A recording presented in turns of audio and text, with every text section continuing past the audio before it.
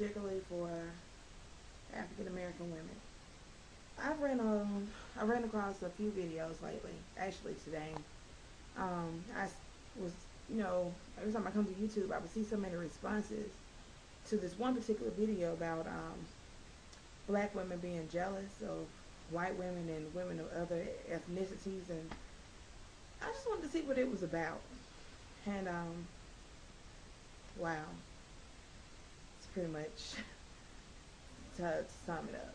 This guy that's making this video, he chose to marry a woman of East African descent because he felt like she was a lady versus the women um, that he grew up with and around and that nurtured him, and to each his own. Everybody has a choice. But I'm not going to even address this video. This is for the sisters. I know there's so many comments and so many response videos in regards to that video, and so many sisters, which is, I understand, were just upset and felt the need to just say something to him or respond to him. Don't. A short story.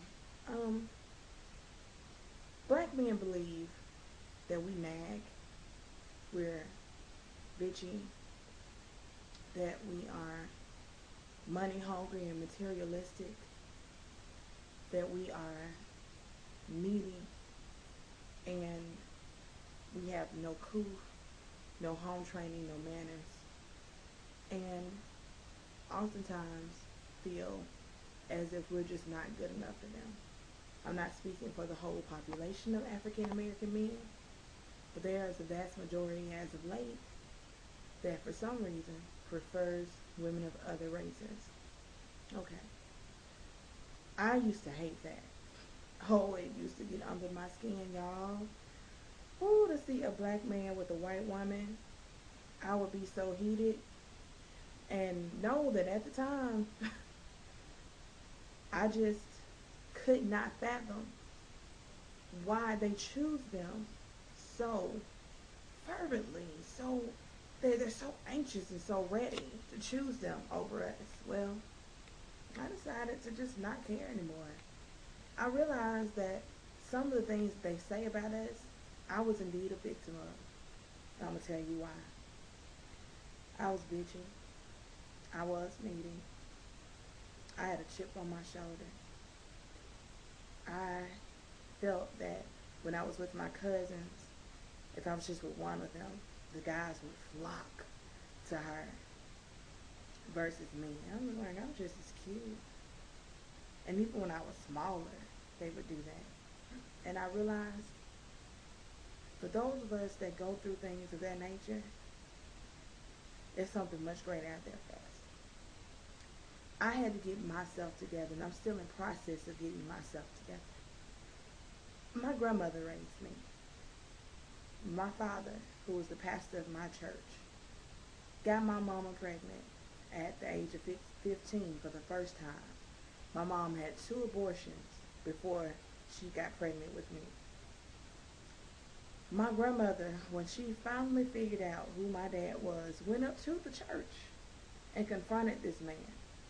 Now, mind you, he's not only the pastor of the church, he's one of the well-known pastors in the city. He's married and has a family. And he packed up instead of manning up, and he left and moved his family to Texas. And I did not meet that man of God, supposedly, until I was 17 years old and about to graduate high school and go off to college. You never know a condition or the conditions that a black woman in the Americas goes through, and why she is the way she is when you are seemingly disgusted with her actions and her ways, and you feel the need to choose outside of her.